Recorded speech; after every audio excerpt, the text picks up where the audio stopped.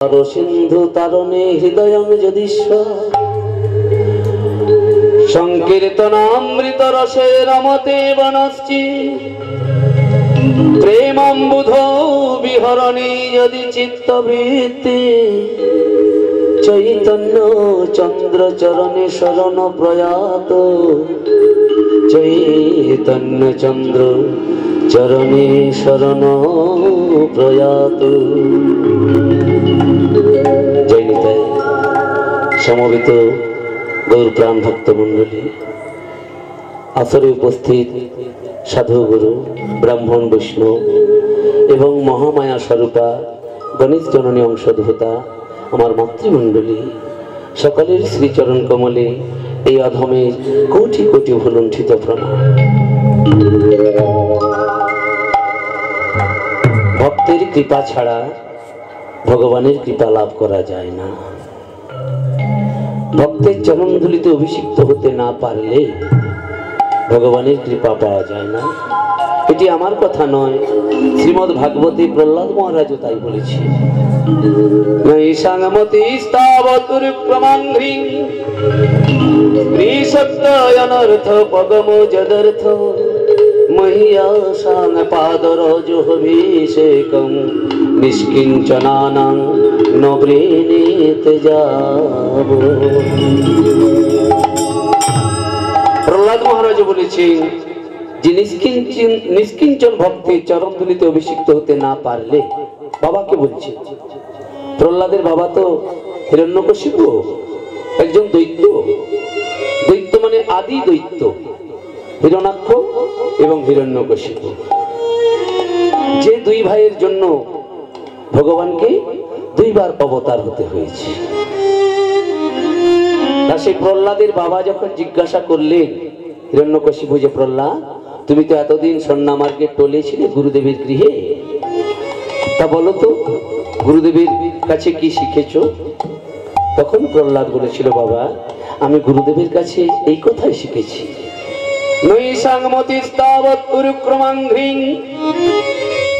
যতক্ষণ পর্যন্ত না তোমার মন ভগবানের চরণ ছুঁতে ইচ্ছে করে। ভগবানের চরণ কি আর মন এমনি ছুঁতে চাইবে বাবা? কিভাবে চরণ ছুঁতে চাইবে মন?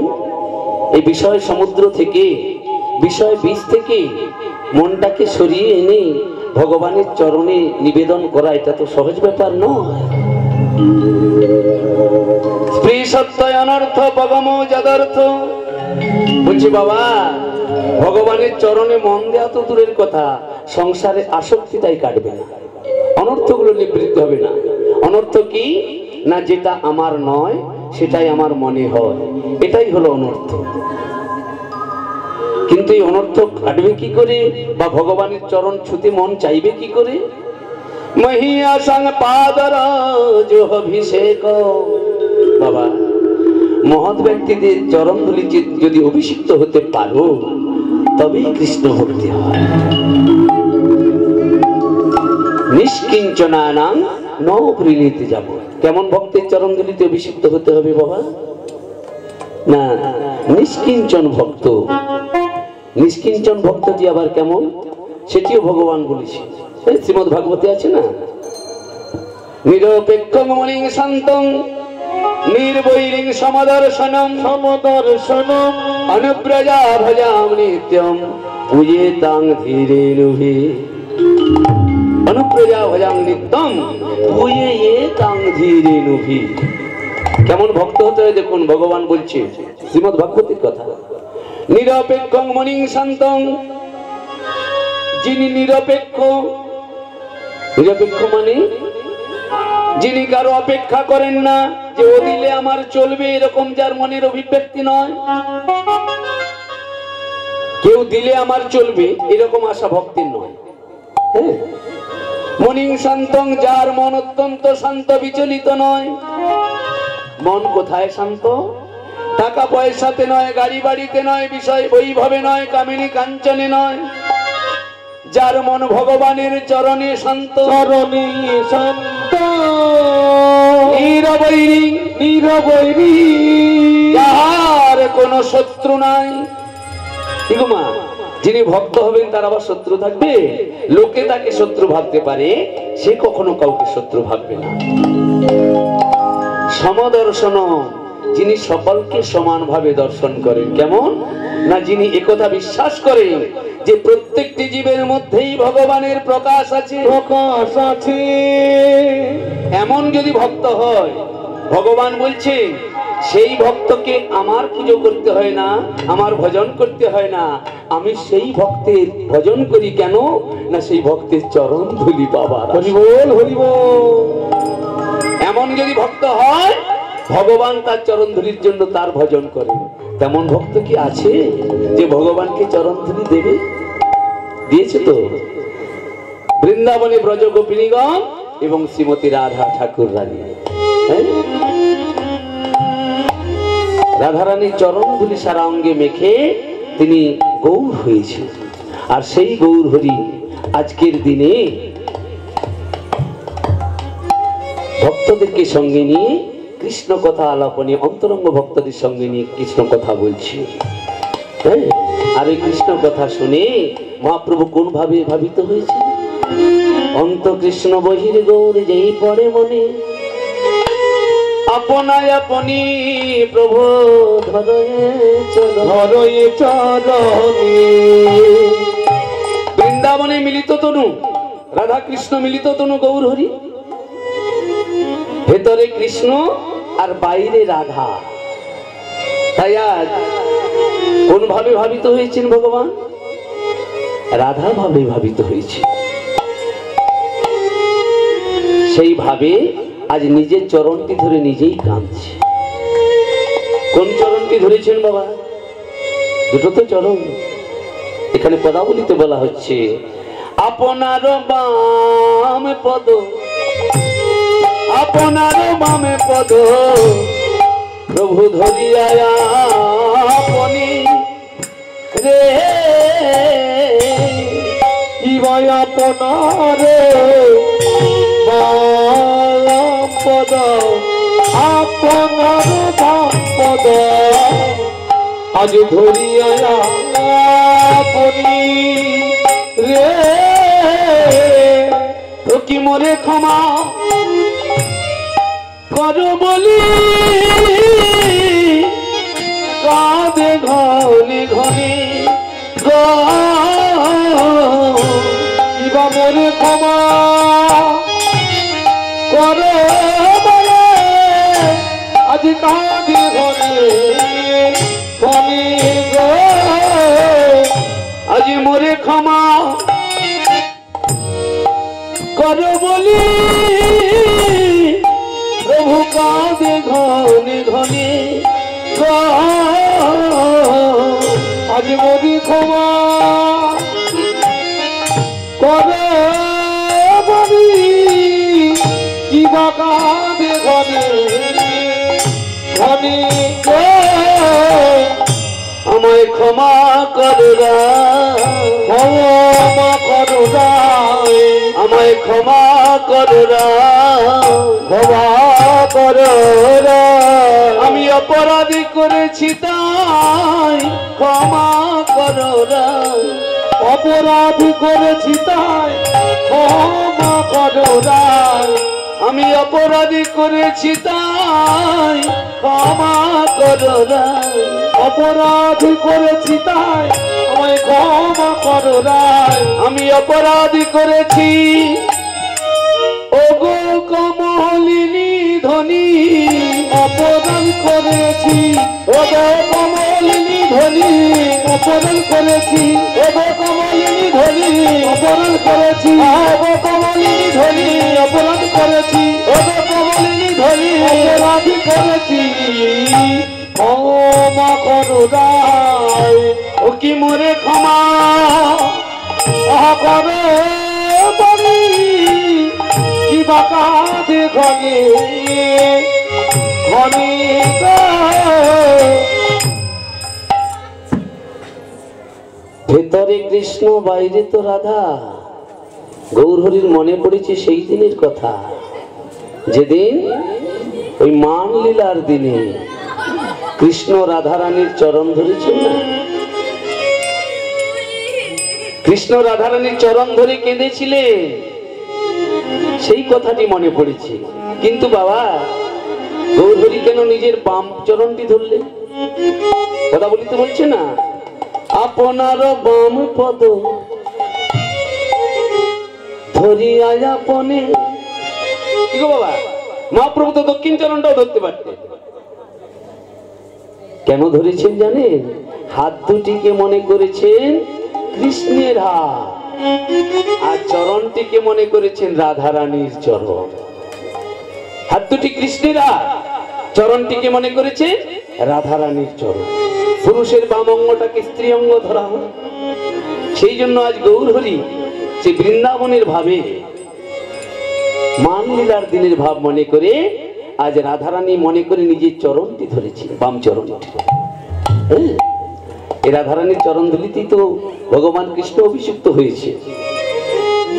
ভগবান ভক্তের চরণ ধুলিতে অভিষিক্ত হয়েছে। তাহলে আপনারাও চরণ ধুলি দিয়ে না আশীর্বাদ করলে বলুন, এই কৃষ্ণ কথা গৌর কথা কি বদগানে স্ফুরিত হবে? ভক্তের কৃপা ছাড়া ভগবানের কৃপা লাভ করা যায় না।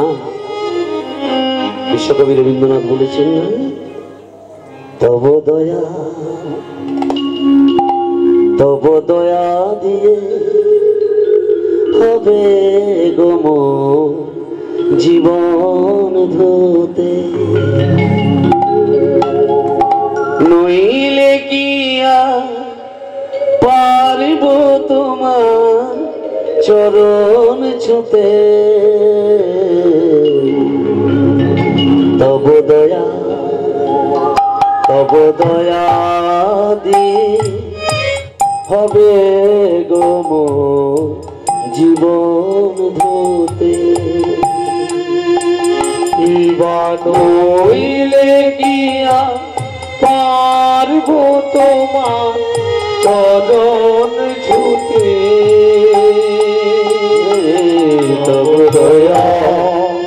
তব দয়া দিয়ে হবে গোম জীবন ধুতে।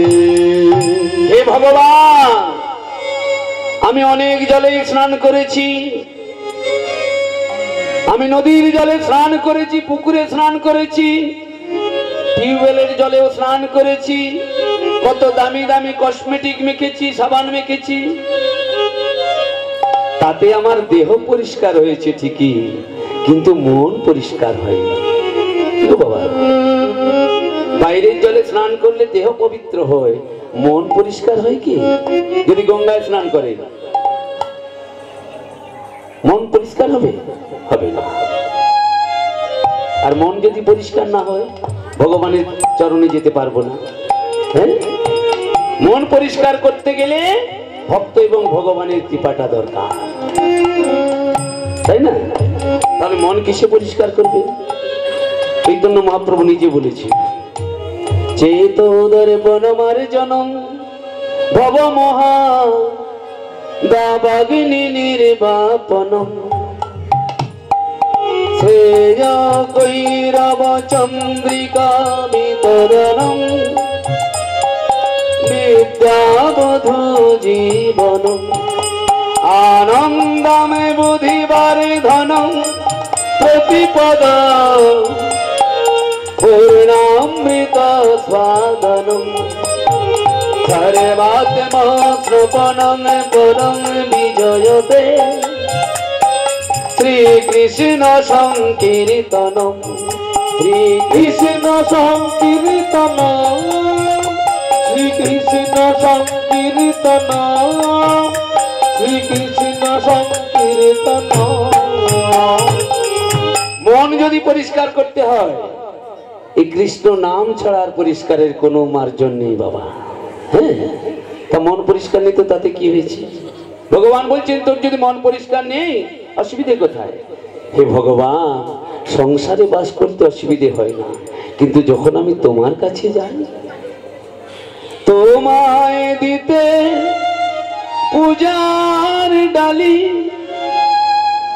বেরিয়ে পড়ে সকল কালী, তোমায় দিতে পূজার ডালি ডালি বেরিয়ে পড়ে সকল কালি তোমায় দিতে পূজার ডালি বেরিয়ে পড়ে সকল কালি তোমায় দিতে পূজার ডালি বেরিয়ে পড়ে সকল কালি পরাণ আমার পারে নিতাই তোমায় ছুটে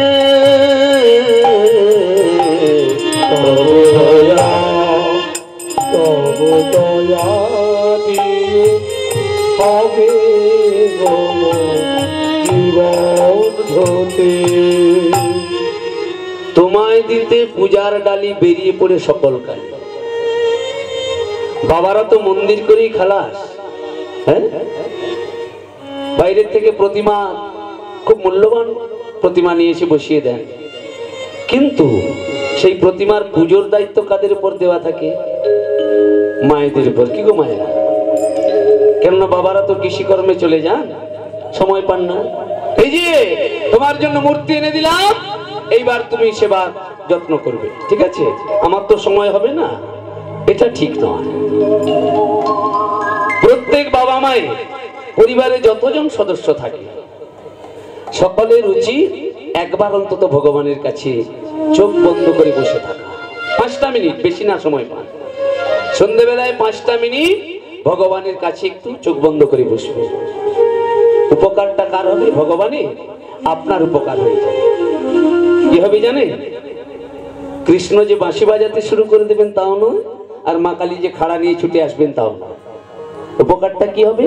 যদি একবার চোখ বন্ধ করে ভগবানের কাছে বসতে পারেন, সারাদিনে যে সমস্ত অপকর্মগুলো কুকর্মগুলো করেছেন সব মনে পড়বে, সব অপরাধগুলো মনে পড়বে। সেই দিন তখন বুঝতে পারবেন যে ভগবানকে কখনো ওই ময়লা মাখানো মনটা দেওয়া যায় না। হে ভগবান, তোমায় দিতে পূজার ডালি বেরিয়ে পড়ে সকল কালি, মনের যত কালিমা সেগুলো বেরিয়ে পড়ে। তা ভগবান বলছেন ভেতরে কালি আছে তো অসুবিধে কি? টিভি দেখা বন্ধ আছে তার জন্য? না চাষ করা বন্ধ আছে, না রাজনীতি বন্ধ আছে? বলুন, ভেতরে কালি আছে তো কি হয়েছে? ভক্ত বলছেন হে ভগবান, এতদিন কোন অসুবিধে ছিল না কেন? না যেমন ধরুন আপনি এমন একটা জায়গায় গিয়ে পৌঁছেছেন যে সকলেই সেখানে পরিষ্কার, আর আপনি একা নোংরা, সেখানে গাটা ঘিন করবে না? নিজেকে অচ্ছুত বলে মনে হবে তো। আর কিন্তু যেখানে সবাই অপরিষ্কার, আমিও অপরিষ্কার, নোংরা, কোনো অসুবিধা নেই। আর যেখানে সকলেই আপনাদের মতো পরিষ্কার আর আমি একা নোংরা, সেই সময় কিন্তু নিজেকে একটু অপরাধী মনে হবে। হ্যাঁ, তাই বলছেন হে ভগবান, এতদিন তো ছিল না কোনই ব্যথা, সর্বঙ্গে মাখা ছিল মলিনতা। এতদিন তো ছিল না গো কোনই ব্যথা, সর্বঙ্গে লেখা ছিল মলিনতা।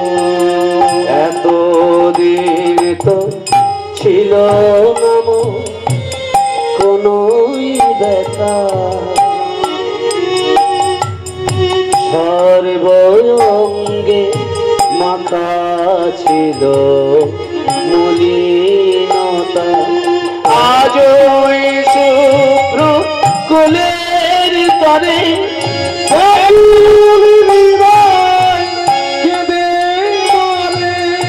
আজ ওই শুভ্র কুলের তরে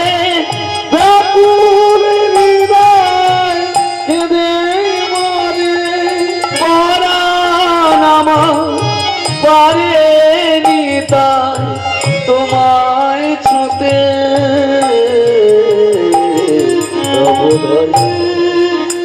তব দয়া দিয়ে হবে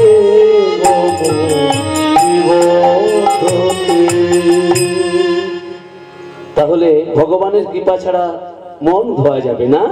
হ্যাঁ, ভগবানের চরণধুলি, রাধারানীর চরণধুলি, ভক্তের চরণধুলি ভগবান মেখেছেন, আপনারাও সেরকম চরণধুলি দিয়ে আশীর্বাদ করুন। তাই ভগবান আজ নিজের চরণটি নিজেই ধরে কাঁদছেন, হাত দুটি মনে করছেন কৃষ্ণের হাত, চরণটি মনে করছেন রাধারানীর চরণ। আপনার বাম পদ ধরিয়া আপনি মোরে ক্ষমা কর বলি কাঁদে ঘনে ঘনে। রাধে রাধে, তুমি আমায় ক্ষমা করো, তুমি আমায় ক্ষমা করো রাই।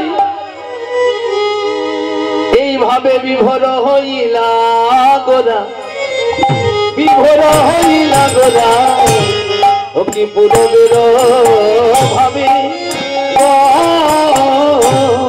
বিভোর গোরা, বিভোর হইল গোরা, আহা পুরবের ভাবে ভাবে গো, ও কি পরিষদ কোন কিছু কহিছে না তবে গো, ওই না পরিষদ কোন কিছু কহিছে না তুমি, কি বা বলবো আমরা কি বা বলবো, আমরা কি বা বলবো, আমরা কি বা বলবো, এই ভাবের কি বা বুঝি, কি বা বলবো, আমরা এইভাবে কি বা বুঝি, কি বা বলবো, না না বোঝা তো যায় না, বোঝা তো যায় না, ভাবে বোঝা তো যায় না, বোঝা তো যায় না, ভাবের অভাব থাকলে ভাব বোঝা তো যায় না, ভাবের অভাব থাকলে ভাব বোঝা তো যায় না, চৈতন্য ভাবের ভাবুক বিনা ভাবে বোঝা তো যায় না, চৈতন্য ভাবের ভাবুক বিনা ভাব বোঝা তো যায় না, চৈতন্য ভাবের ভাবুক বিনা ভাবে বোঝা তো যায় না, চৈতন্য ভাবের ভাবুক বিনা ভাব বোঝা তো যায় না। হে বাবা, একটা মানুষের ভাব বোঝা যায় না, ভগবানের ভাব বোঝা যাবে? ভগবানের ভাব কি সকলে বুঝতে পারে? যদি শুদ্ধ ভক্ত হয় তাহলে ভগবানের ভাব বুঝতে পারে। মহাপ্রভুর যে ভাব, কোটি সমুদ্র গম্ভীর ভাব, একটা সমুদ্রের ভাব বলতে পারো না, কি বাবা বলা যাবে? যারা সমুদ্র গিয়েছে, সমুদ্র দেখেছেন তো? সমুদ্র দেখা ভালো, কিন্তু সমুদ্র নিয়ে ভবিষ্যৎবাণী করা ভালো নয়। কেন জানেন? মিলবে না। আপনি যে ঢেউটাকে ছোট বলে অবজ্ঞা করছেন, ওই ঢেউটাই দেখবেন আপনার জামা কাপড় ভিজিয়ে চলে যাবে। আবার যে বড় ঢেউটাকে আপনি দেখে ভয় করছেন, ওই ঢেউটা আপনার চরণতলে অবধি আসবে না, আপনার চরণতল স্পর্শই করবে না ওই ঢেউটা। কিন্তু এই সমুদ্র, সাধারণ মানুষ সমুদ্রের ভাব বলতে পারে না, কিন্তু যারা সমুদ্র নিয়ে মোটা মোটা বই পড়েছে, 24 ঘন্টা সমুদ্রের গতি প্রকৃতি ওই কম্পিউটারের স্ক্রিনে লক্ষ্য করতে করতে বাড়ির বউ বাচ্চার মুখটাই হয়তো ভুলে গেছে, তারা যদি বলে মিললেও মিলতে পারে। এইবার কিন্তু ডানা আসছে, কিছুদিন আগে বললো না, এই ডানা কোথায়? ওই ভদ্রক থেকে পুরী এর মধ্যবর্তী কোন জায়গায় আছড়ে পড়বে, তার প্রভাব পশ্চিমবঙ্গে, দক্ষিণবঙ্গে বিশেষ করে খুব তীব্রভাবে পড়বে। যেমন বললো তাই হলো। কিন্তু তাদের কথা কেন মিলে যাচ্ছে বাবা? কেননা তারা সমুদ্রের গতি প্রকৃতি লক্ষ্য রেখেছে, সমুদ্র নিয়ে মোটা মোটা বই পড়েছে। আপনি আমি বললে মিলবে? সেরকম গৌর হরির ভাব বোঝা যায় না, না না বোঝা তো যায় না, বোঝা তো যায় না, ভাবের অভাব থাকলে ভাব বোঝা তো যায় না, ভাবের অভাবে থাকলে ভাব বোঝা তো যায় না, ভাবের অভাবে থাকলে ভাব বোঝা তো যায় না, ভাবের অভাবে থাকলে ভাব বোঝা তো যায় না। ভাবের অভাবে থাকলে ভাব, বলছে এক সমুদ্রের ভাব বলা যায় না। মহাপ্রভুর ভাব কেমন জানো? এই যে কোটি সমুদ্র গম্ভীর ভাব বোঝা তো যায় না। কোটি সমুদ্র গম্ভীর ভাব বোঝা তো যায় না। আহা কোটি সমুদ্র গম্ভীর ভাব বোঝা তো যায় না। কোটি সমুদ্র গম্ভীর ভাব বোঝা তো যায় না। কোটি সমুদ্র গম্ভীর ভাব বোঝা তো যায় না। কোটি সমুদ্র গম্ভীর ভাব বোঝা তো যায় না। বোঝা তো যায় না। আহা পারি সদা কোনা কিছু দিবা কহিছি না তবে এই গৌর প্রেম সমুদ্রের ভাব একজন বুঝতে পেরেছেন, তিনি কে জানেন? এই গৌরচন্দ্রের পদ, যিনি পদকর্তা। হ্যাঁ, মহাপ্রভুর দলের লোক, ওরা তিন ভাই ছিল না, গোবিন্দ, মাধব, বাসু। এই তিন ভাই যাহার কীর্তনে নাচেন আমার চৈতন্য গোসাই। এত সুন্দর পদাবলীটি যিনি লিখেছেন, তার উদ্দেশ্যে সকালে একবার প্রণাম করুন। বাসুদেব ঘোষে কহে, বাসুদেব ঘোষে কহে, ও কি মনের হরিষে বিবা বাসুদেব ঘোষে কহে, বাসুদেব ঘোষে কহে, আহা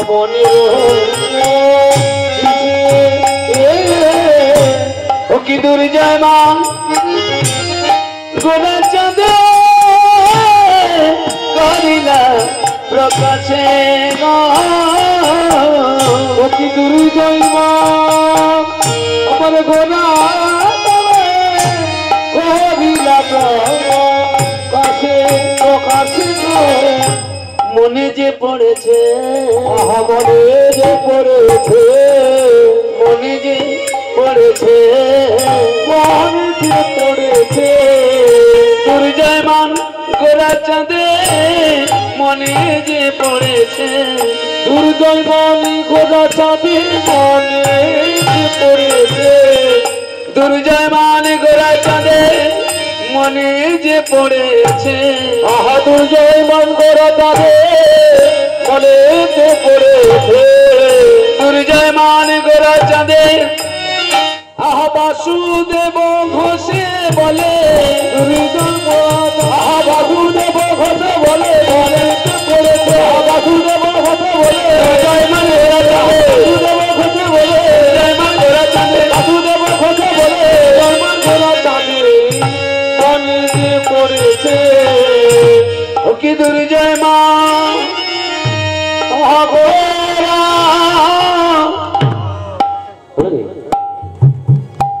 দুর্জয় মান গোরা চাঁদের মনেতে পড়েছে। দেখ বাবা, গৌরচন্দ্রটা একটু সংক্ষেপেই রাখলাম। হ্যাঁ,